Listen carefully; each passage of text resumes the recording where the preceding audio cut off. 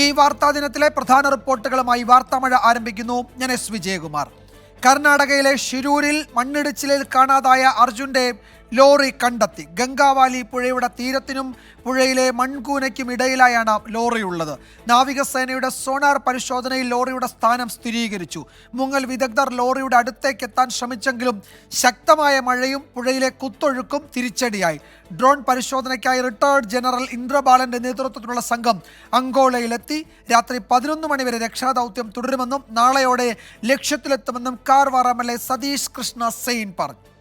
Today's target was to bring the machinery of 60 feet boom that already it is working over there. And almost we have some identification from our side as well as from seabird side. Tomorrow I request you people, because of it is landmass radar with drone, heavy drone. Okay, drone is reaching tomorrow by 9:30 at Konkan railway station Karwar in Rajdhani Express, since we couldn't bring it through the craft. Gangavali പുഴയിൽ കണ്ടെത്തിയ lorry അർജുന്റേത് തന്നെയെന്ന് Karwar SP Narayana സ്ഥിരീകരിച്ചു. തലക്കീഴായാണ് lorry കിടക്കുന്നത്. നാളെ ലോറിക്കടുത്തേക്ക് എത്താനാകുമെന്ന് Karwar SP 24നോട് പറഞ്ഞു. Already we have the coordinates where lorry of the Arjun is drifted. We have some satellite images from Navy, and we have some coordinates that we already pinpointed them and we marked them. These experts tomorrow will definitely show the way to us where it is exactly there in a clear manner. So that how to take it, that lorry out is our challenge. That lorry is upside down. So that tomorrow Navy divers, after this drone is identified everything, Navy divers will come and they go into the sea. But that Gangavali river is floating at 20 knots per hour. So that no diver can able to go inside. So we want to change the entire course of the river, that permission is required. So honorable government is also thinking at, so any cost diver should go to that point. Shafeed Rawther ഏറ്റവും പുതിയ വിവരങ്ങളുമായി ഷിരൂരിൽ നിന്ന് ചേരുന്നുണ്ട്. ഷഫീദ്, ഇന്നത്തെ ഇതുവരെയുണ്ടായ പ്രധാനപ്പെട്ട നീക്കങ്ങൾ, അതിലെ നാഴികക്കല്ലുകൾ, അത് എങ്ങനെ നമുക്ക് വിശദീകരിക്കാം? ഇന്ന് ഒരു 3 മണിയോടെയാണല്ലോ കാര്യങ്ങളിൽ സുപ്രധാനമായ വിവരങ്ങൾ പുറത്തു വന്നത്. 3:30-ഓടെ റവന്യൂ മന്ത്രിയുടെ ട്വീറ്റോടെ നമുക്ക് തുടങ്ങാം. എന്തൊക്കെയാണ് വിവരങ്ങൾ? വിജയകുമാർ സൂചിപ്പിച്ചതുപോലെ തന്നെ ഇന്ന് 3 മണിയോടുകൂടിയാണ് 9 ദിവസം നമ്മൾ കാത്തിരുന്ന ഒരു കാര്യത്തിന് ഒരു റിസൾട്ടിലേക്ക് കാര്യങ്ങൾ പോയത്. പക്ഷേ ഇന്നലെ തന്നെ ഇതുമായി ബന്ധപ്പെട്ട ചില നിർണായക വിവരങ്ങൾ അത് റെസ്ക്യൂ സംഘത്തിന് ലഭിച്ചിരുന്നു. അതിന്റെ അടിസ്ഥാനത്തിലാണ് ഇന്ന് രാവിലെ 7 മണി മുതൽ അവർ പരിശോധന ആരംഭിച്ചത്. അതായത് ഈ റെസ്ക്യൂ സംഘത്തിന്റെ നാവികസേനയുടെയും കരസേനയും നടത്തിയ പരിശോധനകളിൽ, അതായത് റഡാർ സോണാർ പരിശോധനകളിൽ ചില ഇൻപുട്ടുകൾ അതുമായി ബന്ധപ്പെട്ട് കിട്ടിയിരുന്നു. ആ ഇൻപുട്ടുകൾ അവർ ക്രോസ് ചെക്ക് ചെയ്തു. ഇന്ന് രാവിലെ മുതൽ തന്നെ ആ ഇൻപുട്ടുകൾ കേന്ദ്രീകരിച്ചുകൊണ്ട് വീണ്ടും റഡാർ സോണാർ പരിശോധനകൾ അവർ നടത്തി. ആ പരിശോധനയിലാണ് ഈ നദിയോട് ചേർന്ന ഭാഗത്ത്, അതായത് മണൽക്കൂനയ്ക്കും നദിക്കുമിടയിൽ, മണ്ണ് വന്ന് അടിഞ്ഞു വീണ മണൽക്കൂനയ്ക്കും നദിക്കുമിടയിൽ ഒരു മെറ്റീരിയൽ ഉണ്ട് എന്നുള്ള കാര്യം കണ്ടെത്തുന്നത്. ശേഷം ഉച്ചയോടുകൂടി, അതായത് ഏതാണ്ട് 1 മണിയോടുകൂടി നമുക്കറിയാം ഷാനി എക്സ്കവേറ്റർ ഏതാണ്ട് 60 ഫീറ്റിലേക്ക് പോയി മണ്ണ് നീക്കാൻ ശേഷിയുള്ള കൈയുള്ള ഷാനി എക്സ്കവേറ്റർ സംഭവ സ്ഥലത്തേക്ക് എത്തിക്കുന്നത് 1 മണിയോടുകൂടിയാണ് എത്തിച്ചത്. ശേഷം അതുപയോഗിച്ചുള്ള തിരച്ചിൽ തുടങ്ങി. 3 മണിയോടുകൂടി ചില സൂചനകൾ ആദ്യഘട്ടത്തിൽ പുറത്തു വന്നു. അത് സൈന്യം തന്ന സൂചനകൾക്കെന്നതിനപ്പുറത്തേക്ക് ഒരു പോസിറ്റീവ് റിസൾട്ട് ഉണ്ട് എന്ന് ഈ മാധ്യമപ്രവർത്തകരെ അടക്കം 1 മണിക്കൂർ സമയത്തേക്ക് അപകട മേഖലയിലേക്ക് പ്രവേശിപ്പിച്ചിരുന്നു. അവിടെ ഈ പരിശോധന നടത്തിയപ്പോഴാണ് കാർവാർ MLA ഇതുമായി ബന്ധപ്പെട്ട് ചില പോസിറ്റീവ് സൂചനകൾ ഉണ്ട് എന്നുള്ള ആദ്യ വിവരം നൽകുന്നത്. അതിനുശേഷം ഏതാണ്ട് അരമണിക്കൂറിനുള്ളിൽ സൈന്യത്തിന്റെ ഔദ്യോഗിക സ്ഥിരീകരണം ഇതുമായി ബന്ധപ്പെട്ട് വരുന്നു. അത് സൈഡ് സോണാർ പരിശോധനയിൽ ഒരു ട്രക്കിന്റെ രൂപം കണക്കെയുള്ള ഒരു എലമെന്റ്, ഒരു മെറ്റീരിയൽ കണ്ടെത്തി എന്നുള്ളതായിരുന്നു സൈന്യം ഔദ്യോഗികമായി സ്ഥിരീകരിച്ച പുറത്തു വന്ന വിവരം. ഏതാണ്ട് അതേ സമയത്ത് തന്നെ കർണാടകയിലെ റവന്യൂ മന്ത്രി അദ്ദേഹം ട്വീറ്റ് ചെയ്തു. അദ്ദേഹത്തിന്റെ ട്വീറ്റിൽ പറഞ്ഞിരുന്നത് ഒരു ട്രക്ക് ഈ സംഭവ സ്ഥലത്ത് നിന്ന് കണ്ടെത്തിയിട്ടുണ്ട്.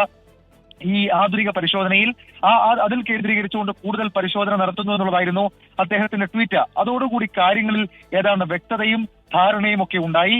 അതായത് ഈ അപകടം നടന്ന മണ്ണിടിഞ്ഞ പ്രദേശത്തിന് തൊട്ട് താഴെയുള്ള റോഡ്, ആ റോഡിന് സമീപത്ത് ഒരു ചായക്കട അടക്കമുള്ള കാര്യങ്ങൾ പുഴയിലേക്ക് ഈ മണ്ണിങ്ങനെ കുത്തിയൊലിച്ചു വന്നപ്പോൾ വീണിരുന്നു. ആ സ്ഥലത്ത് തന്നെ ഏതാണ്ട് ആ സ്ഥലപരിധിയിൽ തന്നെ ഇതുണ്ട് എന്നുള്ള ഔദ്യോഗിക സ്ഥിരീകരണം അതുമായി ബന്ധപ്പെട്ട് വന്നു. പിന്നാലെ വന്നത് പ്രതീക്ഷയുടെ നിമിഷങ്ങളായിരുന്നു, അതല്ലെങ്കിൽ ആകാംക്ഷയുടെ നിമിഷങ്ങളായിരുന്നു. നമ്മുടെ പ്രിയപ്പെട്ട അർജുൻ എവിടെയുണ്ട്, അദ്ദേഹത്തിന് എന്ത് സംഭവിച്ചു, അദ്ദേഹത്തിന്റെ ട്രക്ക്, ഇതടക്കമുള്ള കാര്യങ്ങളിൽ പരിശോധന അല്ലെങ്കിൽ തുടർ തെരച്ചിൽ അത് ഊർജിതമായി തുടരും എന്നാണ് നമ്മൾ കരുതിയത്. പക്ഷെ ആദ്യ മണിക്കൂറിൽ അതുമായി ബന്ധപ്പെട്ട തിരച്ചിൽ അവർ ആരംഭിച്ചിരുന്നു. അങ്ങനെ ആരംഭിച്ചു പോകുമ്പോഴാണ് ഈ കർണാടക SP തന്നെ ഔദ്യോഗികമായി ഇക്കാര്യത്തിൽ ഒരു സ്ഥിരീകരണം നൽകുന്നത്. ആ അർജുന്റെ ട്രക്കാണ്, അല്ലെങ്കിൽ അർജുൻ ഓടിച്ചിരുന്ന ട്രക്കാണ് അത് തന്നെ എന്നുള്ള സ്ഥിരീകരണം അത് കർണാടക SP നൽകുന്നു. പിന്നാലെ ഇതുമായി ബന്ധപ്പെട്ട തിരച്ചിൽ, കൂടുതൽ വാർത്തകൾ വരുന്നു, വലിയ ക്ലാരിഫിക്കേഷൻ ഈ വിഷയത്തിൽ വരുന്നു. എങ്ങനെയാണ് ഈ ട്രക്ക് കിടക്കുന്നത് എന്നുള്ള കാര്യത്തിൽ ഒരു സ്ഥിരീകരണം വരുന്നു.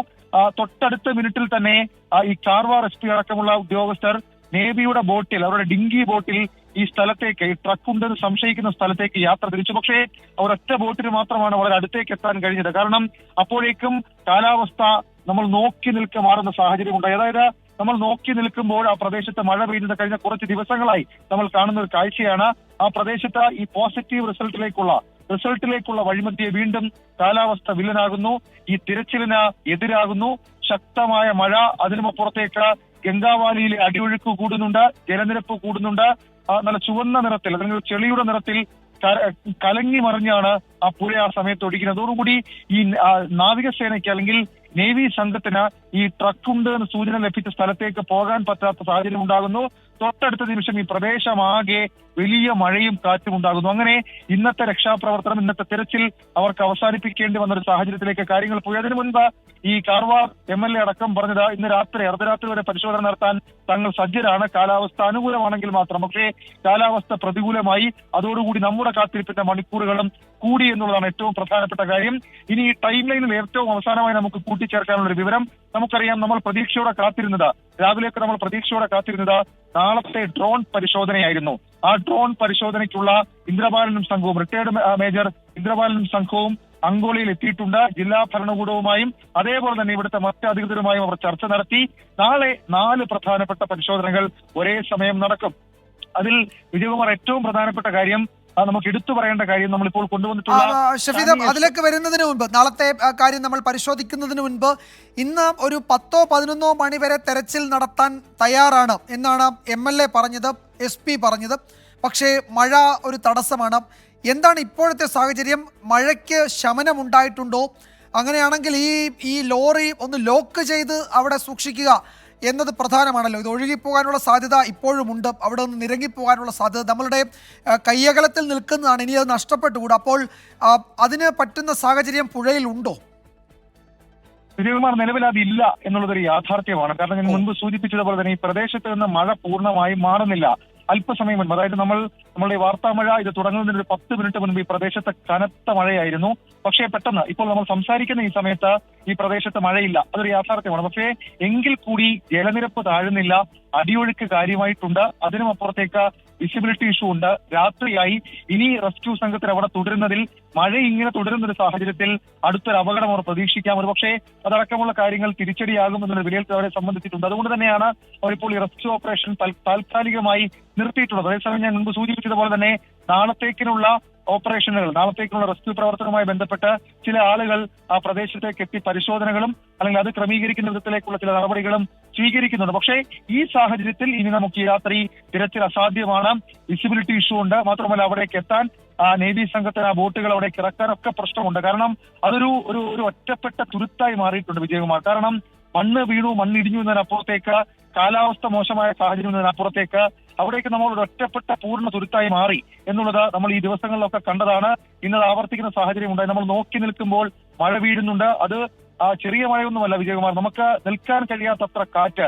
നമ്മൾ ഈ കുടയൊക്കെ പിടിച്ചു നിൽക്കുമ്പോൾ ആ കുടയൊക്കെ ശക്തമായ കാറ്റിൽ നമ്മുടെ കയ്യിൽ നിന്ന് വഴുതിപ്പോകുന്ന തരത്തിലേക്കുള്ള കാറ്റ് അവിടെ വീശുന്നുണ്ട്. ആ നിലവിലെ ആ കാലാവസ്ഥാ സാഹചര്യം ഇവിടെയുണ്ട്. അടുത്ത ദിവസങ്ങളിൽ റെയിൻ അലേർട്ട് ഇതിനോടകം തന്നെ കർണാടക സർക്കാർ അല്ലെങ്കിൽ കർണാടക കാലാവസ്ഥാ വകുപ്പ് ഇതുമായി ബന്ധപ്പെട്ട് പ്രഖ്യാപിച്ചിട്ടുണ്ട്. അതുകൊണ്ട് തന്നെ ഇനി ഈ രാത്രിയിൽ ഒരു തിരച്ചിൽ അതല്ലെങ്കിൽ എന്തെങ്കിലും വിജയകുമാർ സൂചിപ്പിച്ചതുപോലെ തന്നെ ഇപ്പോൾ നമ്മൾ കണ്ടെത്തിയ സ്ഥലത്ത് ഇത് ലോക്ക് ചെയ്യണം. അതിന് എക്സ്പേർട്ട് സ്കൂബ ഡൈവേഴ്സ് അല്ലെങ്കിൽ ഡീപ്പ് ഡൈവേഴ്സ് വേണം. പക്ഷേ അവരിലേക്ക് കാര്യങ്ങൾ എത്തിപ്പെടാൻ അവർക്ക് ആ സ്ഥലത്തേക്കോ അതല്ലെങ്കിൽ അവിടേക്ക് ഇറങ്ങാനോ നമ്മുടെ ഗംഗാവാലി നദിയിലേക്ക് ഇറങ്ങാനോ ഉള്ളൊരു സാഹചര്യം നിലവിലില്ല. അതാണ് ഏറ്റവും വലിയ പ്രതിസന്ധി. ഇന്ന് നമ്മൾ കുറെ കൂടി മുന്നോട്ട് പോകുമായിരുന്നു രക്ഷാദൗത്യം. പക്ഷേ ഈ പ്രതികൂല കാലാവസ്ഥ, പുഴയിലെ കുത്തൊഴുക്ക്, അതിഭയങ്കരമായ മഴ എന്ന് വെച്ചാൽ പേമാരി എന്ന് വേണം അതിനെ പറയാൻ, മഴ എന്നതല്ല, അതിനപ്പുറത്തേക്കുള്ള മഴ, കാറ്റൊക്കെയായിരുന്നു. അവിടെ ഡൈവേഴ്സിന്, നാവികസേനാ സംഘത്തിന് 18 പേരുണ്ട്. അവർക്ക് അവിടെ നിൽക്കാൻ, പുഴയിൽ ഇറങ്ങാൻ കഴിയാത്ത തരത്തിലുള്ള പ്രശ്നം. ഷഫീദ്, നാളെ ഇപ്പോൾ ഈ നാവികസേനയുടെ സംഘങ്ങൾ മുങ്ങൽ വിദഗ്ധർ അവിടെ ഇറങ്ങുന്നു, അവരത് പരിശോധിക്കുന്നു. ക്യാബിനിലാണ് പരിശോധന നടത്തുന്നത്. വാഹനം ഉയർത്തുന്നതിനേക്കാൾ പ്രാധാന്യം അർജുൻ എവിടെ എന്നതാണ് നാളത്തെ തെരച്ചിലിൻ്റെ ഏറ്റവും പ്രധാനപ്പെട്ട സംഗതി എന്ന് അവർ തന്നെ വിശദീകരിക്കുന്നു. നാളത്തെ പരിശോധന, ഇപ്പോൾ അവിടെ നാളെ മാധ്യമപ്രവർത്തകരോടൊക്കെ ആ ഭാഗത്തേക്ക് വരരുത്, ഡ്രോൺ പരിശോധന നടക്കുന്നത് കൊണ്ട് അതുമായി സഹകരിക്കണമെന്ന് MLA പറഞ്ഞിട്ടുമുണ്ട്. അപ്പോൾ അത്തരം വലിയ ക്രമീകരണങ്ങളൊക്കെ ഏർപ്പെടുത്തി വലിയ യന്ത്രസാമഗ്രികൾ, ഇപ്പോൾ ഈ ലോറി പുഴയിൽ നിന്ന് കയറ്റാൻ വേണ്ടുന്ന വലിയ ക്രെയിനുകളൊക്കെ അവിടെ എത്തിച്ചായിരിക്കുമല്ലോ നാളത്തെ തെരച്ചിൽ. അപ്പോൾ നാളെ രാവിലെ 7 മുതൽ എന്തായിരിക്കും അവിടെ സംഭവിക്കുക? അതിൻ്റെ സാഹചര്യങ്ങൾ, സാധ്യതകൾ എന്തൊക്കെയാണ്? ഏറ്റവും ഒടുവിൽ നമുക്ക് അതുമായി ബന്ധപ്പെട്ട് ലഭിക്കുന്ന വിവരമനുസരിച്ച് നാളെ രാവിലെ 6 മണി മുതൽ ഇവർ പരിശോധനാ നടപടികൾ ആരംഭിക്കും എന്നുള്ളതാണ്. നാളെ നമ്മുടെ മുമ്പിൽ 4 പ്രധാനപ്പെട്ട കാര്യങ്ങളുണ്ട്. അതിൽ ഒന്നാമത്തെ കാര്യം ഈ എക്സ്കവേറ്റർ ഉപയോഗിച്ചുകൊണ്ട്, അതായത് സാനി എക്സ്കവേറ്റർ ഉപയോഗിച്ചുകൊണ്ട് നിലവിൽ ഈ നദിയുടെ തീരത്തേക്കുള്ള ഭാഗത്തേക്കുള്ള മണൽ കുറച്ച് നീക്കി അതൊരു ബെർത്താക്കി മാറ്റണം. അതിനുശേഷമായിരിക്കും അതവിടെ വെച്ചുകൊണ്ട്, അതായത് ഈ സാനി എക്സ്കവേറ്റർ അവിടെ വെച്ചുകൊണ്ട് അവിടെ നിന്നുള്ള പുഴയിൽ നിന്നുള്ള മണ്ണ് നീക്കം നടത്തുക എന്നുള്ളൊരു സൂചന ഈ ഘട്ടത്തിൽ ലഭിക്കുന്ന ഒന്നാമത്തെ ഓപ്പറേഷൻ. ഇനി രണ്ടാമത്തെ ഓപ്പറേഷൻ അതുമായി ബന്ധപ്പെട്ട് നടത്തേണ്ടത് അത് ഡ്രോൺ പരിശോധനയാണ്. നമുക്കറിയാം നമ്മുടെ റിട്ടയർഡ് ജനറൽ ആയിട്ടുള്ള ഇന്ദ്രബാബു സാർ, അദ്ദേഹം ഇവിടെ എത്തിയിട്ടുണ്ട്, അങ്കോളയിൽ എത്തിയിട്ടുണ്ട്. അദ്ദേഹം നയിക്കുന്ന 5 അംഗ സംഘം ഡ്രോൺ പരിശോധന, അതായത് ഇതെവിടെയാണ് എക്സാക്ട് ലൊക്കേഷൻ, ഇനിയും റേഞ്ച് പ്രശ്നമുണ്ട്. ഏറ്റവും ഒടുവിൽ വരുന്ന വിവരം ഡ്രോൺ പരിശോധനയ്ക്കുള്ള സംഘം അങ്കോളയിൽ എത്തി എന്നുള്ളതാണ്. റിട്ടയർഡ് ജനറൽ ഇന്ദ്രബാലന്റെ നേതൃത്വത്തിലുള്ള സംഘമാണ് അവിടെ എത്തിയിരിക്കുന്നത്. ജില്ലാ ഭരണകൂടം, ദൗത്യ സംഘാംഗങ്ങൾ എന്നിവരുമായി റിട്ടയർഡ് ജനറൽ ഇന്ദ്രബാലൻ ചർച്ചകൾ നടത്തുകയാണ്. അദ്ദേഹം ഇന്ന് രാവിലെ നമ്മളുമായി സംസാരിച്ചപ്പോൾ പറഞ്ഞത് അവിടുത്തെ സിറ്റുവേഷൻ എന്തൊക്കെയാണ് എന്നത് സംബന്ധിച്ച് കൃത്യമായ വിവരം ലഭ്യമായിട്ടില്ല. അവിടെ ചെന്ന് സ്ഥിതിഗതികൾ നിരീക്ഷിക്കുമെന്നുള്ളതാണ്. അദ്ദേഹം കൊണ്ടുവരുന്ന ആ പ്രത്യേക എക്യുപ്മെൻറ്റ് നാളെ രാവിലെ ആയിരിക്കും അവിടെ എത്തുന്നത്. അതൊരു 10 മണിക്ക് ശേഷം ഈ ദൗത്യ മേഖലയിലേക്ക് എത്തിക്കാൻ കഴിയും. അതിന് ശേഷമായിരിക്കും അവിടെ അതുപയോഗിച്ചുള്ള മറ്റ് സാങ്കേതിക പരിശോധനകൾ നടക്കുന്നത്. രക്ഷാദൗത്യത്തിൻ്റെ മറ്റു വിശദാംശങ്ങളുമായി ഹാഷ്മി താജ് ഇബ്രാഹിം ടെലിഫോൺ ലൈനിൽ ചേരുന്നുണ്ട്. ഹാഷ്മി, കയ്യകലത്താണ് അർജുൻ ഉള്ളത് എന്ന് പറഞ്ഞാൽ അതിലൊട്ടും അതിശയോക്തിയില്ല. കാരണം ഇന്ന് നമ്മൾ എന്താണോ തേടിയത് അത് കണ്ടെത്തി. പക്ഷേ നമ്മളുടെ രക്ഷാകരം അതിലേക്ക് എത്തുന്നതിനും തടസ്സമായത് പേമാരിയും കാറ്റും ഈ പുഴയിലെ കുത്തൊഴുക്കും ഒക്കെയായിരുന്നു.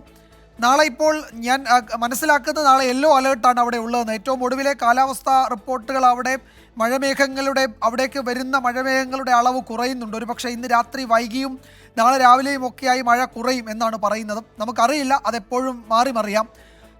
നാളത്തെ ഓപ്പറേഷൻ്റെ സ്വഭാവം എന്തായിരിക്കും? നാളെ ഉച്ചയോടെ നമ്മൾ തിരയുന്നത് എന്താണോ, അന്വേഷിക്കുന്നത് എന്താണോ, അതിനൊരു ഉത്തരം കിട്ടുമെന്നാണല്ലോ MLA പറഞ്ഞത്. എന്നാണ് നമ്മളൊരു പ്രതീക്ഷ, വിജയകുമാർ.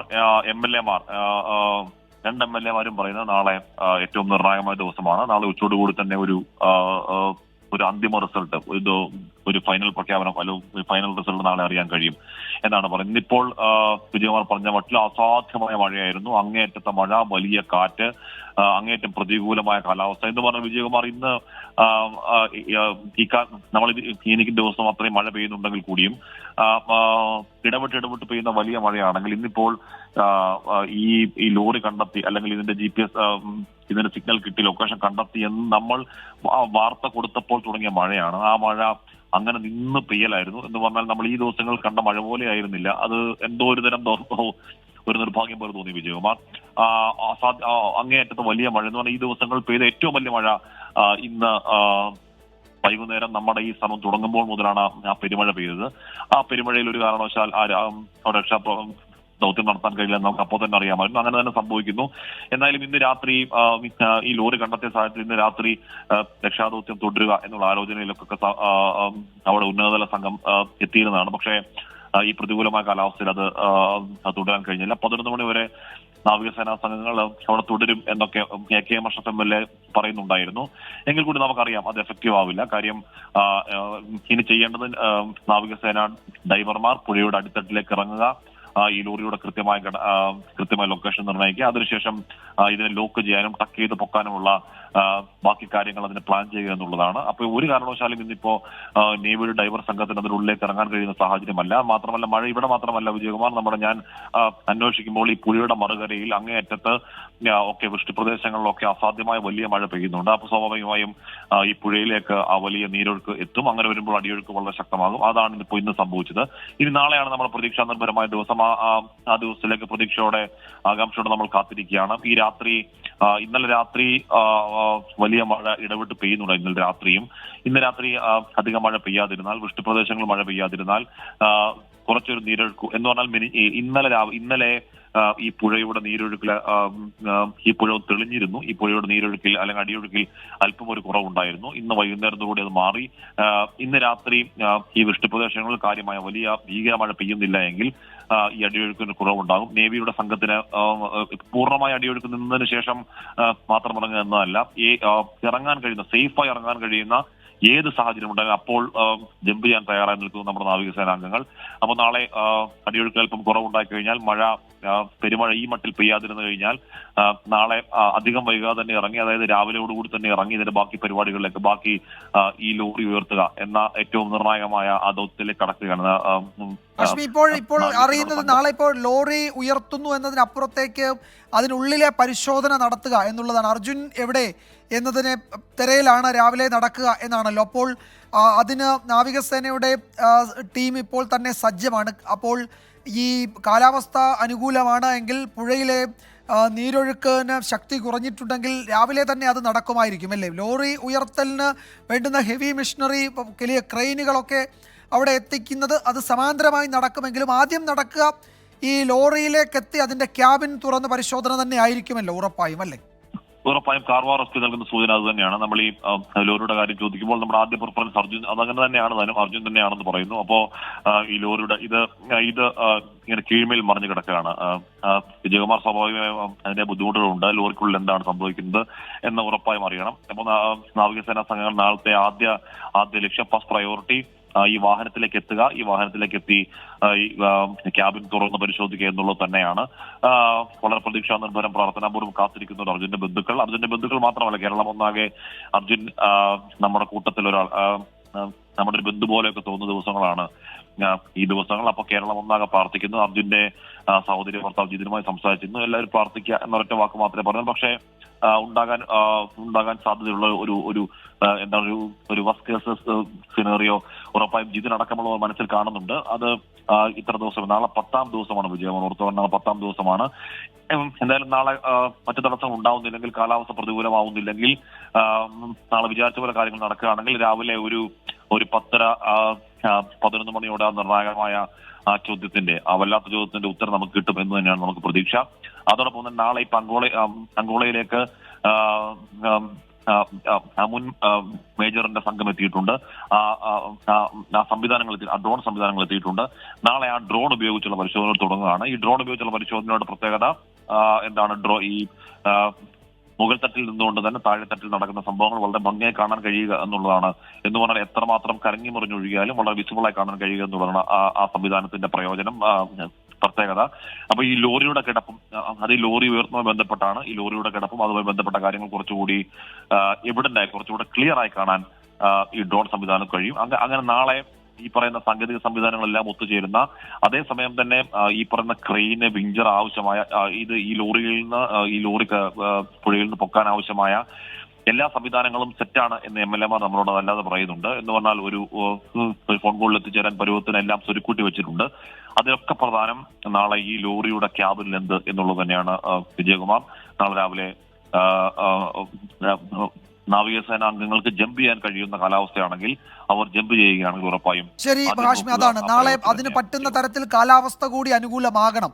അതാണ് രക്ഷാപ്രവർത്തനത്തിൽ നിർണായകമാകുന്നത്. അരുൺ പാഴക്കൽ കൂടി വിവരങ്ങൾ നൽകാൻ ചേരുന്നുണ്ട്. അരുൺ, ഇന്ന് വൈകിട്ട് ആയപ്പോഴേക്കും ജില്ലാ ഭരണകൂടം, റവന്യൂ വകുപ്പൊക്കെ അവിടെ പുഴക്കരയിലുള്ളവരോട് പറയുന്നുണ്ടായിരുന്നു പുഴയിലെ ജലനിരപ്പ് ഉയരുന്നു, നീരൊഴുക്ക് ശക്തമാണ്, തീരത്തുള്ളവർ ജാഗ്രത പാലിക്കണമെന്ന്. അതാണ് അവിടുത്തെ ഏറ്റവും പ്രതികൂലമായ സംഗതി. അപ്പോൾ ഇനിയും ഇതേ അവസ്ഥ നാളെ തുടരുകയാണെങ്കിൽ കുറെ കൂടി മെച്ചപ്പെട്ട സൗകര്യങ്ങൾ എന്ന് വെച്ചാൽ നാവികസേനയ്ക്ക് യാത്ര ചെയ്യാൻ ആ ഭാഗത്തേക്ക് എത്താൻ കുറെ കൂടി മെച്ചപ്പെട്ട ബോട്ടുകളും മറ്റും എത്തിക്കേണ്ടതുണ്ട്. അത്തരം സൗകര്യങ്ങൾ, ഏറ്റവും അപകടം നിറഞ്ഞ ഒരു സാഹചര്യം മുന്നിൽ കണ്ട് വേണ്ട ക്രമീകരണങ്ങൾ നാളെ അവിടെ ഉണ്ടാകുമോ? ഇപ്പോൾ ക്രെയിൻ അതുപോലെ തന്നെ ഈ ഡ്രോൺ അതൊക്കെ അവിടെ എത്തുന്നുണ്ട്. പക്ഷേ അതിനൊക്കെ അപ്പുറത്തേക്ക് ഈ നമ്മൾ ലൊക്കേറ്റ് ചെയ്തിട്ടുണ്ട് നമ്മുടെ ലക്ഷ്യം. അവിടേക്ക് എത്താൻ പറ്റുന്ന തരത്തിൽ പുഴയിലെ സാഹചര്യങ്ങൾ മോശമായാൽ അല്ലെങ്കിൽ അത് ആ നിലയിൽ അനുകൂലമായില്ലെങ്കിൽ എന്തായിരിക്കും പോംവഴി? അതിനു വേണ്ടുന്ന ബദൽ ക്രമീകരണങ്ങൾ നാവികസേനയ്ക്ക് ഉണ്ടാകുമോ നാളെ? തന്നെയാണ് ഈ ആദ്യ ബന്ധങ്ങളും അതുപോലെ തന്നെ കൂടുതൽ സജ്ജീകരണങ്ങളും ഒക്കെ ഏർപ്പെടുത്തും. ഒപ്പം ഈ മേജർ ഇന്ദ്രപാലിനെ പോലുള്ള ആളുകൾ, റിട്ടയർഡ് മേജർ ഇന്ദ്രപാലിനെ പോലുള്ള ആളുകളെയും ഇവിടേക്ക് എത്തിച്ചിട്ടുണ്ട്. അവർ ഇന്ന് വൈകുന്നേരത്തോടുകൂടി, രാത്രിയോടുകൂടി ഈ പ്രദേശത്തേക്ക് എത്തി, ശിരൂരിലേക്ക് എത്തി. തുടർന്ന് ഈ തെരച്ചിൽ നടത്തുന്ന ഉദ്യോഗസ്ഥരുമായി, ആ ദൗത്യസംഘവുമായി ഈ യോഗം ചേർന്നു. നാളെ എങ്ങനെയാണ്, എന്താണ് ചെയ്യേണ്ടത് എന്നതിനെ കുറിച്ച് യോഗം ചേർന്നു. പക്ഷേ വിജയകുമാർ നേരത്തെ സൂചിപ്പിച്ചതുപോലെ തന്നെ ശക്തമായ മഴയാണ്. ശക്തമായ മഴ പ്രതികൂലമായ സാഹചര്യങ്ങൾ ഉണ്ടാക്കും, വലിയ രീതിയിലുള്ള പ്രതിസന്ധി ഉണ്ടാക്കും. ഈ പുഴയുടെ അടിയൊഴുക്ക് രൂക്ഷമാവുകയാണ്. ഇതിനെയൊക്കെ തരണം ചെയ്തുകൊണ്ട് എങ്ങനെയാണ് മുന്നോട്ട് പോകുക എന്നതാണ് പ്രധാനപ്പെട്ട കാര്യം. ഇപ്പോൾ ഈ ട്രക്ക് കിടക്കുന്നത്, അല്ലെങ്കിൽ ഈ ലോറി കിടക്കുന്നത് ഈ മൺകൂനയ്ക്കും അതുപോലെ തന്നെ ഈ കരയ്ക്കും ഇടയിലാണ്. അതായത് ഈ ചായക്കട, വിജയകുമാർ ഞാൻ നേരിട്ട് ആ പ്രദേശത്ത് പോയ സമയത്ത്, ഈ പരിശോധന നടത്തുന്ന സമയത്ത് വൈകിട്ട് 5:30 ഞാൻ ആ പ്രദേശത്ത് പോയ സമയത്ത് ഈ മൺകൂനയ്ക്കും അതുപോലെ തന്നെ ഈ കരയ്ക്കും, അതായത് ആ ചായക്കട സ്ഥിതി ചെയ്തിരുന്ന സ്ഥലത്ത് മണ്ണ് ആ മണ്ണ് മൂടി അവിടെ ഒരു കരഭാഗം രൂപപ്പെട്ടിട്ടുണ്ട്. ഈ കരയ്ക്കും ഇടയിലാണ് ഈ ട്രക്ക് കണ്ടെത്തിയത്.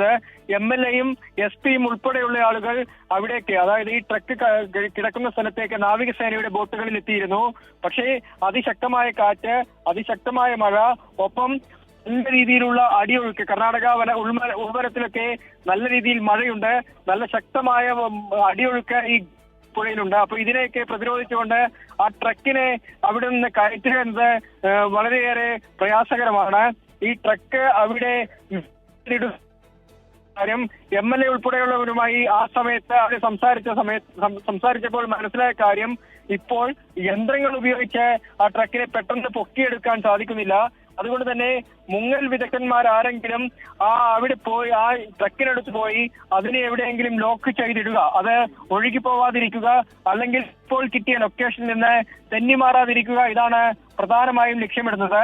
പക്ഷേ ആ മുങ്ങൽ വിദഗ്ധന്മാർക്ക് പോലും അകത്തേക്ക്, അതായത് ഈ വെള്ളത്തിനടിയിലേക്ക് പോകാൻ കഴിയാത്തത്ര രീതിയിൽ മണ്ണടിഞ്ഞു കൂടിയിട്ടുണ്ട് എന്നതാണ് പ്രധാനപ്പെട്ട കാര്യം.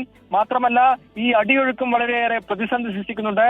ഇതിനെയൊക്കെ തരണം ചെയ്തുകൊണ്ട്, ഈ പ്രതിസന്ധികളെയൊക്കെ മറികടന്നുകൊണ്ടായിരിക്കണം നാളത്തെ ഒരു രക്ഷാപ്രവർത്തനം, നാളത്തെ ഒരു ദൗത്യം ആരംഭിക്കേണ്ടത്.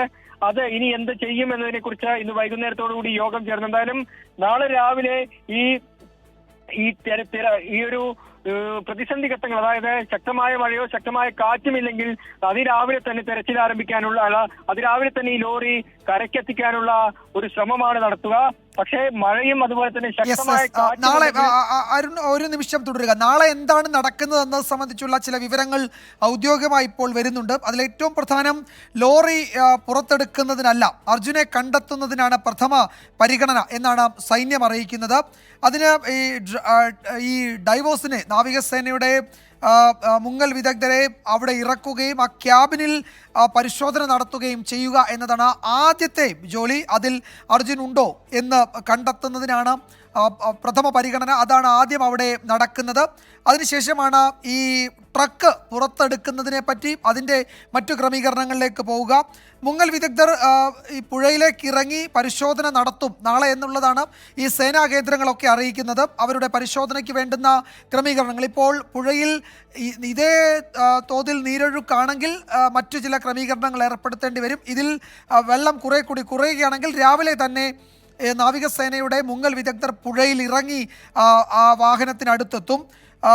ലോറി ഒരു വലിയ കൊളുത്തുകൾ ഇട്ട് ലോറി ഉയർത്തുക എന്നതാണ് ഒരു മാർഗമായി ഇപ്പോൾ അറിയുന്നത്. ലോറിയിൽ വലിയ കൊളുത്തുകൾ ഇട്ട് ഉയർത്തുക, അതിന് വേണ്ടുന്ന ക്രെയിനുകളും മറ്റ് എക്യുപ്മെൻസും അവിടെ എത്തിയിട്ടുണ്ട്, അത് ആ പരിസരത്തുണ്ട്. നാളെ ഈ പ്രാഥമിക ഈ മുങ്ങൽ വിദഗ്ധരുടെ പരിശോധന കഴിഞ്ഞാൽ അതായിരിക്കും നടക്കുക. ലോറിയിൽ വലിയ കൊളുത്തുകൾ ഉറപ്പിക്കുക, അതെങ്ങനെ ഉറപ്പിക്കാൻ പറ്റുമെന്നത് ഈ മുങ്ങൽ വിദഗ്ധർ ആ വാഹനത്തിൻ്റെ നില പരിശോധിച്ച ശേഷമായിരിക്കും അതിലെങ്ങനെയാണ് ഈ കൊളുത്തുകൾ ഉറപ്പിക്കാൻ കഴിയുക എന്ന് പരിശോധിക്കുക.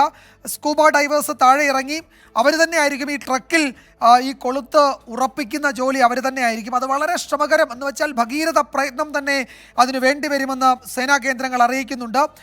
അവർ ഈ കൊളുത്ത് ഇതിൽ ഘടിപ്പിച്ചതിന് ശേഷം തിരികെ ജലോപരിതലത്തിലെത്തി അവരുടെ ഒരു ഗ്രീൻ സിഗ്നൽ കിട്ടിയാൽ അതിനുശേഷമായിരിക്കും ഈ ട്രക്ക് ഉയർത്തുന്നത്. ക്രെയിനും മറ്റുമായിരിക്കും അതിന് ഇത് വലിച്ചു പൊക്കുന്നതിന് വേണ്ടി ഉപയോഗിക്കുന്നത്. ഇപ്പോഴത് തലകീഴായി കിടക്കുന്നു എന്നാണ് മനസ്സിലാക്കുന്നത്. അതാണ് SP നമ്മളോട് പറഞ്ഞത്. അത് നാളെ അതൊന്നുകൂടി ഉറപ്പിക്കണം. അതിനുശേഷം ഈ കൊളുത്തിൽ ഇത് ഘടിപ്പിച്ച് ഇത് സ്കൂബ ഡൈവേഴ്സിൻ്റെ അവർ ജലോപരിതലത്തിൽ മടങ്ങിയെത്തിയ ശേഷം ഇത് വലിച്ച് ഉയർത്തുകയും അതിന് ക്രെയിൻ അവിടെ എത്തിക്കുകയും ചെയ്തിട്ടുണ്ട്. ഇപ്പോൾ ഇത്തരം ഹെവി എക്യുപ്മെൻറ്റ്സ് അതിന് വേണ്ടുന്ന എക്യുപ്മെൻറ്റ്സ് ഒക്കെ അവിടെ എത്തിക്കുന്ന തിരക്കിലാണ്. അത് പരമാവധി മുഴുവൻ രാവിലേക്ക് തന്നെ അവിടെ സംഭരിക്കും. അന്തിമ നീക്കങ്ങളുടെ ഭാഗമായി ജില്ലാ ഭരണകൂടത്തിലെ ഉന്നത ഉദ്യോഗസ്ഥർ, റവന്യൂ വകുപ്പിലെ ഉദ്യോഗസ്ഥരൊക്കെ ഇതിനോടകം അവിടെ പ്രാഥമിക ചർച്ചകൾ നടത്തിയിട്ടുണ്ട്. പ്ലാൻ എ, പ്ലാൻ ബി എന്ന മട്ടിൽ തന്നെ ക്രമീകരണം ഏർപ്പെടുത്തിയിട്ടുണ്ട്. പ്ലാൻ എ എന്ന് പറഞ്ഞാൽ നമ്മളിപ്പോൾ സൂചിപ്പിച്ച സംഗതി. ഇനി പ്ലാൻ ബി അവിടുത്തെ കാലാവസ്ഥ മോശമാവുകയും വെള്ളത്തിൻ്റെ അളവ് ഇങ്ങനെ കുത്തൊഴുകി വരികയാണെങ്കിൽ അതിന് പകരം എന്ത് ചെയ്യണമെന്നതിൽ ചില പുനരാലോചനകൾ നടത്തുകയും ചെയ്യും. ഇന്നിപ്പോൾ വൈകിട്ടായപ്പോഴേക്കും ഞാൻ നേരത്തെ പറഞ്ഞതുപോലെ തീരപ്രദേശത്തുള്ളവർക്ക് പോലും ജാഗ്രതാ നിർദ്ദേശം കൊടുക്കേണ്ടി വന്നു. അവിടെ ഓറഞ്ച് അലേർട്ടുണ്ട്, കൂടുതൽ മഴ പെയ്യാൻ സാധ്യതയുണ്ട്. പക്ഷേ രാത്രി വൈകി മഴ കുറയും എന്നതാണ് ഇതുവരെയുള്ള സൂചനകൾ വരുന്നത്. അപ്പോൾ ഈ തലകീഴായി കിടക്കുന്ന ലോറി പുറത്തേക്ക് കൊണ്ടുവരിക, അതിന് വേണ്ടുന്ന വലിയ സാമഗ്രികളൊക്കെ അവിടെ എത്തിക്കുക, അത്തരം ജോലികൾ ഇപ്പോൾ നടക്കുകയാണ്. എന്തായാലും ഒരു കാര്യം ഉറപ്പാണ്, നാളെ ഈ രക്ഷാ ദൗത്യത്തിൻ്റെ ഏറ്റവും ക്രൂഷ്യലായ ദിവസം 10ാം ദിവസമാണ്. നമ്മൾ ആ ലക്ഷ്യത്തിലേക്ക് എത്തും എന്ന് ഇന്ന് നേരത്തെ MLA സൂചിപ്പിച്ചതുപോലെ തന്നെ ആ ലക്ഷ്യത്തിലേക്ക് എത്തും എന്ന് കരുതാം. ഏറ്റവും ഒടുവിൽ ഒരിക്കൽ കൂടി അരുൺ, നമ്മളുടെ മുന്നിലുള്ളത് വലിയ ടാസ്ക്കാണ്, വലിയ ഭഗീരഥ പ്രയത്നം തന്നെ വേണ്ടിവരും. രണ്ടു കാര്യങ്ങളും, ഒന്ന് അതിലെ ക്യാബിൻ്റെ പരിശോധന, മറ്റൊന്ന് ആ ലോറി മുകളിലേക്ക് കൊണ്ടുവരിക. രണ്ടും രണ്ട് തരത്തിൽ തന്നെയാണ് ക്രമീകരിച്ചിരിക്കുന്നത്. വ്യക്തമായ പദ്ധതികളുണ്ട്, അതനുസരിച്ച് തന്നെ ആയിരിക്കുമല്ലോ ഈ ഉന്നതതല യോഗമൊക്കെ ഇന്ന് അവിടെ ചേർന്നത്, അല്ലേ? അത് തന്നെയാണ് വിജയകുമാർ, വ്യക്തമായ പദ്ധതികളുണ്ട്. വിജയകുമാർ സൂചിപ്പിച്ചതുപോലെ ഈ പ്ലാൻ എയും പ്ലാൻ ബിയും ഉണ്ട്. ഈ പ്ലാൻ ബി അത്രത്തോളം ശക്തമാവണം. കാരണം ഒരു കാരണവശാലും ഈ പുഴയിലെ വെള്ളം കുറയുമെന്ന പ്രതീക്ഷ ഈ ദൗത്യ സംഘത്തിനില്ല. ശക്തമായ ഒഴുക്ക് ഈ പുഴയിലുണ്ട്. ഈ പാടശേഖരങ്ങളൊക്കെ, അതായത് വയലുകളൊക്കെ ഉള്ള പ്രദേശത്തെ താഴ്ന്ന പ്രദേശങ്ങളിലൊക്കെ തന്നെ വെള്ളം കയറി തുടങ്ങിയിരിക്കുന്നു. അത് ഈ ശിരൂരിലെ മലയിടിച്ചിലുണ്ടായ ആ സ്ഥലത്ത് നിന്ന് തൊട്ടടുത്ത 100 മീറ്റർ പുറകിലേക്ക് വരെ ഞാൻ അവിടേക്ക് നടന്നു പോകുന്ന സമയത്തൊക്കെ വെള്ളം കയറി നിൽക്കുന്ന ഒരു കാഴ്ചയാണ് എനിക്ക് കാണാൻ കഴിഞ്ഞത്. അപ്പോൾ ആ വെള്ളം ഇറങ്ങാനുള്ള യാതൊരു വിധത്തിലുള്ള സാധ്യതയുമില്ല. ഈ അരമണിക്കൂർ മുൻപ് വരെ നമ്മൾ ആ സ്ഥലത്ത് നിൽക്കുമ്പോൾ വെള്ളം ഇങ്ങനെ മഴ ഇങ്ങനെ ശക്തമായി പെയ്യുന്നു. ഒപ്പം വെള്ളം കുത്തി ഒലിക്കുന്ന ഒരു കാഴ്ച നമുക്ക് കാണാൻ സാധിച്ചു. അത്തരത്തിലുള്ള ഒരു പ്രതിസന്ധി ഘട്ടത്തെ എങ്ങനെ തരണം ചെയ്യാമെന്നുള്ളതാണ് പ്രധാനപ്പെട്ട കാര്യം.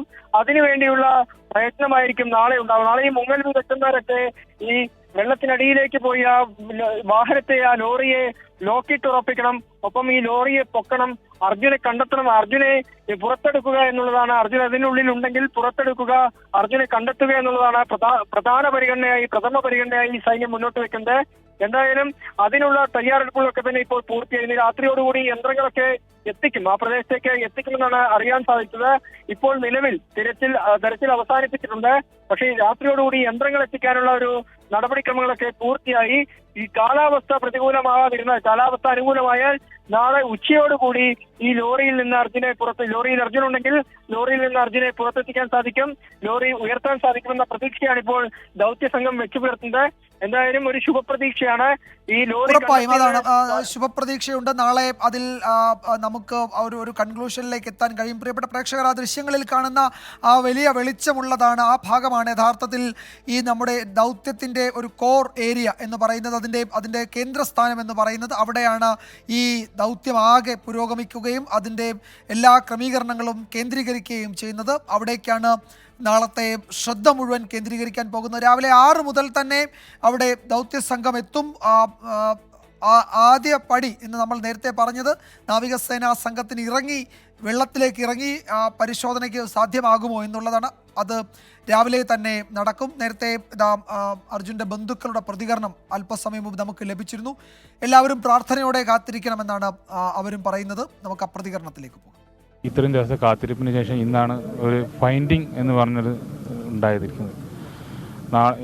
ഇപ്പോൾ അറിയാൻ പറ്റിയത് നാളെ വണ്ടി നമ്മൾ ഉദ്ദേശിച്ച രീതിയിലുള്ള വണ്ടിയാണെങ്കിൽ നാളെ തന്നെ അത് എടുക്കാൻ പറ്റുള്ളൂ എന്നാണ് ഇപ്പോൾ അറിഞ്ഞിരിക്കുന്നത്. നാളെ നോക്കാം, ദൈവം എന്താണോ എങ്ങനെയാണോ നമുക്ക് അർജുനെ തരുന്നത് അത് ഞങ്ങൾ സ്വീകരിക്കും. കാലാവസ്ഥ ഒരു തടസ്സമുണ്ട്, പുഴയിൽ ഒഴുക്ക് കൂടുതലാണ്, ഇതെല്ലാം നമ്മൾ മനസ്സിലാക്കുന്നുണ്ട്. പ്രാർത്ഥിക്കും, എല്ലാവരും പ്രാർത്ഥിക്കണം, അതാ പറയാനുള്ളത്. അർജുൻ്റെ സഹോദരി ഭർത്താവിൻ്റെ പ്രതികരണമാണ് നമ്മൾ കണ്ടത്. എന്താണ് അപ്പോൾ 10ാം ദിവസത്തിലേക്ക് ആ രക്ഷാദൗത്യം കടക്കുന്നു. 9ാം ദിവസമാണ് അതിൽ സുപ്രധാന സൂചനകൾ ലഭിച്ചത്. അതായത് ഇന്ന് നാളെ അതിൻ്റെ അന്തിമ ഫലം ലഭിക്കുമെന്ന് തന്നെ കരുതാം. ആ നിലയ്ക്കുള്ള ക്രമീകരണങ്ങളൊക്കെ ഏർപ്പെടുത്തിയിട്ടുണ്ട്. ഞാൻ നേരത്തെ പറഞ്ഞതുപോലെ നാളെ എന്തൊക്കെ ചെയ്യുമെന്നതിൽ വ്യക്തമായ പ്ലാനുണ്ട്, വലിയൊരു പദ്ധതിയുണ്ട്. അത് പ്രതികൂല കാലാവസ്ഥ ഇല്ലെങ്കിൽ ഈ നിലയ്ക്കൊക്കെ ആണെങ്കിൽ അത് അതേപോലെ തന്നെ നടക്കും. നാളെ സുപ്രധാന വിവരങ്ങൾ വരികയും ചെയ്യും. ചലച്ചിത്ര മേഖലയിലെ സ്ത്രീകളുടെ പ്രശ്നങ്ങൾ പഠിച്ച ജസ്റ്റിസ് ഹേമ കമ്മിറ്റിയുടെ റിപ്പോർട്ട് പുറത്തുവിടുന്നത് ഒരാഴ്ചത്തേക്ക് സ്റ്റേ ചെയ്ത് ഹൈക്കോടതി. ചലച്ചിത്ര നിർമ്മാതാവ് സജിമോൻ പാറയിൽ നൽകിയ ഹർജിയിലാണ് നടപടി. റിപ്പോർട്ട് പുറത്തുവിടാൻ സർക്കാരിന് തടസ്സമില്ലെന്ന് സാംസ്കാരിക വകുപ്പ് മന്ത്രി സജി ചെറിയാൻ ആവർത്തിച്ചു. 4 വർഷമായി പെട്ടിയിലിരിക്കുന്ന റിപ്പോർട്ട് ഇന്ന് പുറത്തുവിടാനിരിക്കെയാണ് കോടതിയുടെ ഇടപെടൽ. ഹേമ കമ്മിറ്റി റിപ്പോർട്ടിൽ പൊതു താൽപര്യമില്ലെന്നും വ്യക്തികളുടെ സ്വകാര്യതയെ ബാധിക്കുമെന്നും ചൂണ്ടിക്കാട്ടിയാണ് ചലച്ചിത്ര നിർമ്മാതാവ് സജിമോൻ പാറയിൽ കോടതിയെ സമീപിച്ചത്. റിപ്പോർട്ട് രഹസ്യമായി സൂക്ഷിക്കേണ്ടതാണെന്ന് ജസ്റ്റിസ് ഹേമ തന്നെ സർക്കാരിനെ അറിയിച്ചിരുന്നതായി ഹർജിക്കാരൻ വാദിച്ചു. റിപ്പോർട്ട് പുറത്തുവിടാൻ നിർദ്ദേശിച്ച സംസ്ഥാന വിവരാവകാശ കമ്മീഷൻ ഹർജിയെ എതിർത്തു. റിപ്പോർട്ടിൽ ഹർജിക്കാരൻ കക്ഷിയല്ലെന്നും മറ്റാർക്കോ വേണ്ടി സംസാരിക്കുകയാണെന്നും വിവരാവകാശ കമ്മീഷൻ കുറ്റപ്പെടുത്തി. എന്നാൽ മറുപടി ആവശ്യപ്പെട്ട സർക്കാരിന് നോട്ടീസ് അയച്ച കോടതി റിപ്പോർട്ട് പ്രസിദ്ധപ്പെടുത്തുന്നത് ഒരാഴ്ചത്തേക്ക് സ്റ്റേ ചെയ്തു. വ്യക്തികളെ ഹനിക്കുന്ന വിവരങ്ങൾ പുറത്തുവിടില്ലെന്ന നിലപാട് മന്ത്രി സജി ചെറിയാൻ ആവർത്തിച്ചു. ഈ റിപ്പോർട്ടിനകത്ത് ചില ഭാഗങ്ങൾ, വളരെ ചെറിയ ഭാഗങ്ങൾ, ചില ആളുകൾ കൊടുത്ത മൊഴികൾ അവർ രേഖപ്പെടുത്തിയിട്ടുണ്ട്. ആ മൊഴികൾ ഒരു വ്യക്തിയെ പറ്റി പറഞ്ഞിട്ടില്ല എന്ന് ഞാൻ മനസ്സിലാക്കുന്നു. ആരെപ്പറ്റി വേണമെങ്കിൽ വ്യാഖ്യാനിക്കാം. അങ്ങനെ വ്യാഖ്യാനിച്ച് നാളെ നമ്മുടെ സമൂഹത്തിൽ മാന്യമായി ജീവിക്കുന്ന ആളുകളെ പറ്റി മോശത്തരം പറഞ്ഞ് എന്ത് ചെയ്യാൻ പറ്റും? അതുകൊണ്ടാണ് സംസ്ഥാന ഗവൺമെന്റിന്റെ ഭാഗമെന്ന നിലയിൽ നിഗമനങ്ങളും നിർദ്ദേശങ്ങളും അത് കൊടുക്കുന്നതിന് നമുക്ക് തടസ്സമില്ല. മലയാള സിനിമയിലെ ചിലരുടെ ഭയമാണ് ഹേമ കമ്മിറ്റി റിപ്പോർട്ട് തടയാനുള്ള ശ്രമങ്ങൾക്ക് പിന്നിലെന്ന് സംവിധായകൻ വിനയൻ ആരോപിച്ചു. 24 കൊച്ചി. NDA ഇതര കക്ഷികൾ ഭരിക്കുന്ന സംസ്ഥാനങ്ങളെ ബജറ്റിൽ അവഗണിച്ചെന്നാരോപിച്ച് പാർലമെന്റിനകത്തും പുറത്തും ഇന്ത്യ മുന്നണിയുടെ പ്രതിഷേധം. കേരളത്തിൽ നിന്നുള്ള LDF, UDF MPമാർ സംയുക്തമായി പ്രതിഷേധിച്ചു. ബജറ്റിൽ എല്ലാ സംസ്ഥാനങ്ങളുടെയും പേര് പറയാനാകില്ലെന്ന് ധനമന്ത്രി നിർമ്മല സീതാരാമൻ പറഞ്ഞു. റെയിൽവേ പദ്ധതികളോട് കേരള സർക്കാർ സഹകരിക്കുന്നില്ലെന്ന് റെയിൽവേ മന്ത്രി കുറ്റപ്പെടുത്തി.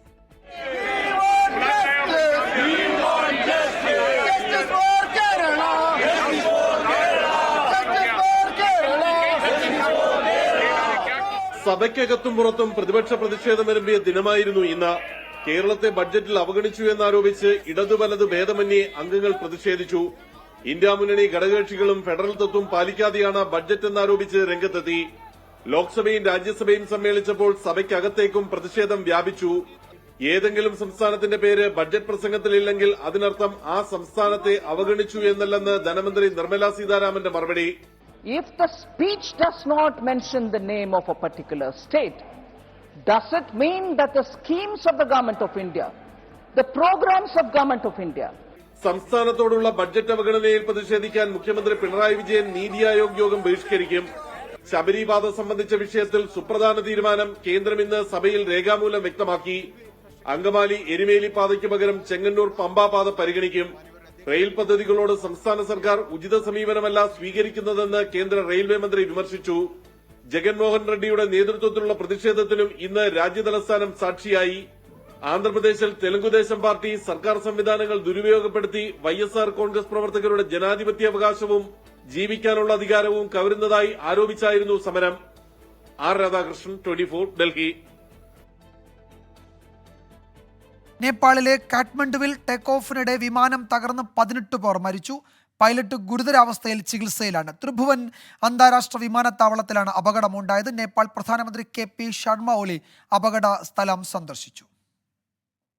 രാവിലെ 11:15 കാഠ്മണ്ഡുവിലെ ത്രിഭുവൻ അന്താരാഷ്ട്ര വിമാനത്താവളത്തിൽ നിന്നും പൊക്രയിലേക്ക് പുറപ്പെട്ട വിമാനമാണ് തകർന്നു വീണത്.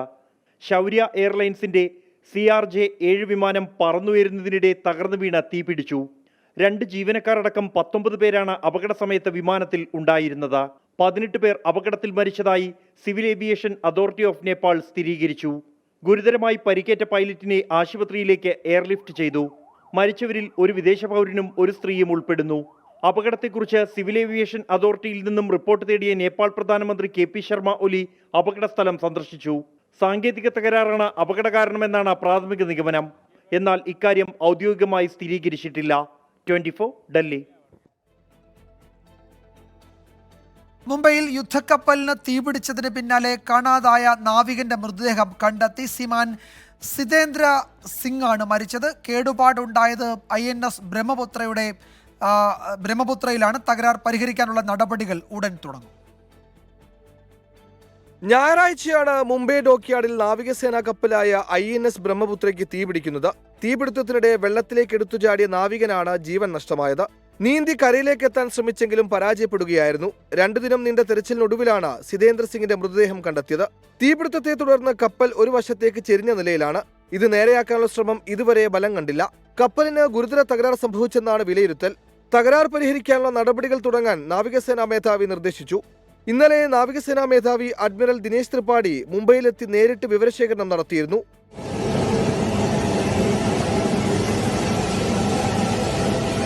അതേസമയം അറബിക്കടലിലൂടെ പോവുകയായിരുന്ന ഒരു ചൈനീസ് ചരക്ക് കപ്പലിലെ ജീവനക്കാരനെ ആരോഗ്യ പ്രശ്നത്തെ തുടർന്ന് നാവികസേന ഹെലികോപ്റ്ററിൽ എയർലിഫ്റ്റ് ചെയ്ത് ആശുപത്രിയിൽ പ്രവേശിപ്പിച്ചു. ചികിത്സയിൽ കഴിയുന്ന 51-കാരൻ അപകടനില തരണം ചെയ്തു. 24, മുംബൈ. കെട്ടിട നിർമ്മാണ പെർമിറ്റ് ഫീസിൽ ഇളവ് പ്രഖ്യാപിച്ച് സർക്കാർ. 300 സ്ക്വയർ മീറ്റർ വരെ വിസ്തീർണമുള്ള വീടുകൾക്ക് കുറഞ്ഞത് 50% വരെ ഇളവ് ലഭിക്കും. കഴിഞ്ഞ ഏപ്രിലിൽ വർദ്ധിപ്പിച്ച നിരക്ക് CPM നിർദ്ദേശപ്രകാരമാണ് സർക്കാർ പുനഃപരിശോധിച്ചത്. പുതുക്കിയ നിരക്ക് അടുത്ത മാസം 1 നിലവിൽ വരും.